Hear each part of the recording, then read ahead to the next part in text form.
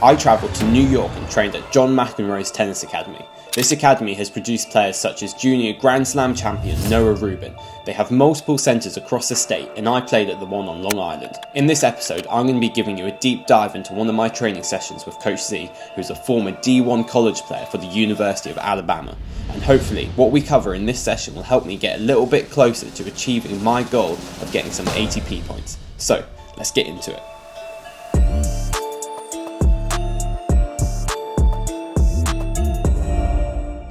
So I arrived at the academy a little bit early just so I could make use of the gym and do a proper warm-up before I headed out on the court. I thought this gym was really cool because it was quite small but has absolutely everything that you need within there. And it has these really cool quotes going across the whole top of the room, and it was really reminiscent of my childhood bedroom, as I used to have these quotes that I used to put on my wall when I was growing up, and it would just make me really motivated for my sessions going on that day. The session that I'm going through in this video was actually my second session with Zhe. We had a session the day before where I was able to tell him a little bit of the things that I wanted to work on with him, and he was able to have a little bit of a closer look at my game and what he thought I needed to improve at as well. It was so nice just to have a few days where I could just focus on my own game, as when I'm back in the UK I find it quite tough to switch from a coaching mindset to a playing mindset, especially with like my footwork intensity when I'm on a coaching session compared to one of my own training sessions, and just having that mindset switch going back and forth, it can sometimes get a bit tiring. So having these few days here where I could just focus on my own game was really useful, and I think I made some good improvements in these 3 days that I had at the academy.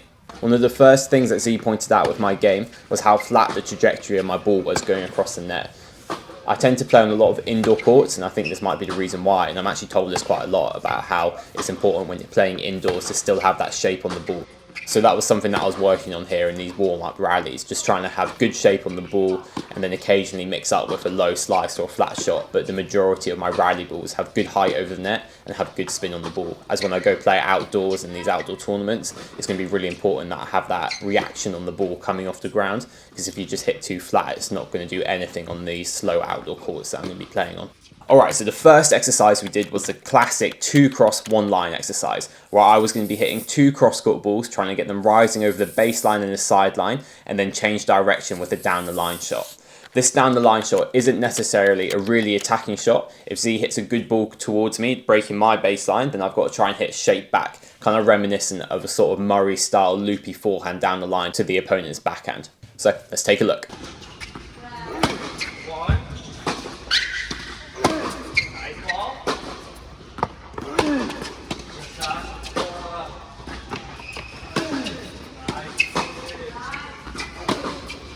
After a few goes of this, we try to open it up a little bit more into an open point situation. So once you completed the drill on the due side and the add side, then we open it up to the full point, and the goal here was to not change the way that we were hitting the shots and really try and keep the same level from the rally situation to the point situation, and not just try and slap a winner as soon as the point became open. Like with most of these type of drills, it's really important to try and keep it match realistic. So when I was on the add side and I was changing direction, I really wanted to try and use my inside in forehand to do that, so that I could get used to running around my backhand and being aggressive with my forehand. The real aim of this exercise was to, of course, improve your rally threshold, but also to have good shot selection based on the ball that I'm receiving. So if it's a really high shot coming back to me, I get back to my feet, respect the ball a little bit, maybe not play too flat, and then if it's a bit shorter, I can really attack it.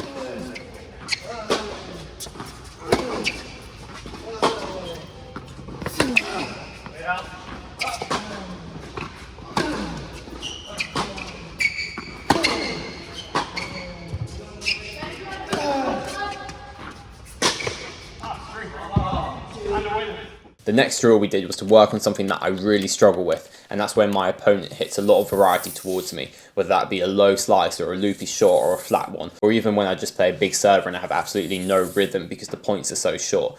This drill was really to try and simulate that and get used to being in a good position and try and make good shot selections off these balls.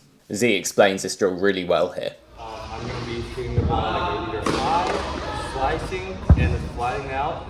I'm going to be constantly changing my pace and knowing that which side should stay low and which side should back up, how you should be moving up and take it on the rise. A little technical focus that was also incorporated within this exercise was dealing with that low slice and trying to get a bit lower with my body and try and relax my wrist a little bit more when I was hitting these shots. Quite a lot of the time I was popping up on the contacts, and I really just wanted to try and stay low and just use my hand to generate the accuracy and the spin rather than trying to force it with my body. I think it's funny because a lot of the stuff that Zhe was telling me here was actually what I tell my clients quite a lot of the time, but when I'm playing myself I don't really notice it. So it was good to have him watch me and point out these things I didn't really notice in myself. I think it's kind of funny how I can see it in different players that I'm coaching, but when I'm actually playing I find it really hard to tell what I'm doing. If I don't watch it back on camera, it's really hard to feel it in the moment.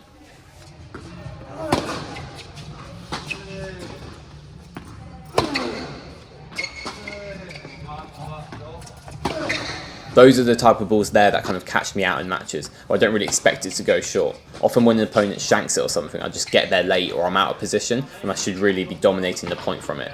So this kind of drill here is really working on that as well.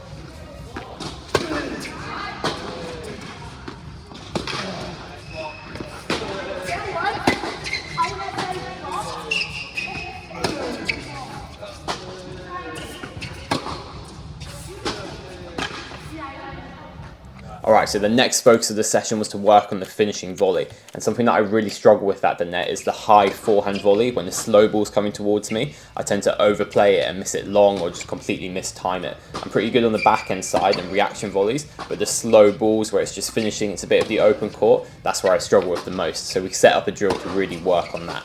I mean, just look at the way I completely messed up this volley here.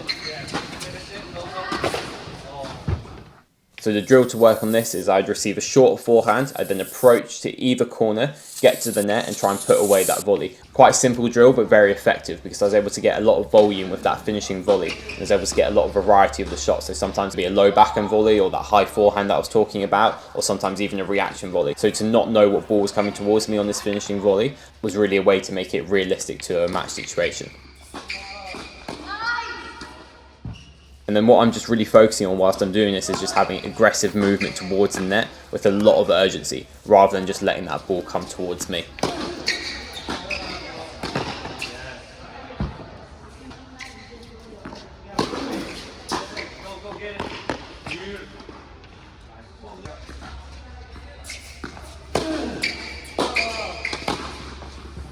Alright, so that kind of concludes the body of work that we did in this session. We then moved on to doing a little bit more open stuff, including the serve and a bit more point play. We challenged each other to a tiebreak to 10, but you're going to have to wait to the next episode to see who wins that one. But I will say it was one of the closest match tiebreaks that I've played, so make sure you don't miss that episode.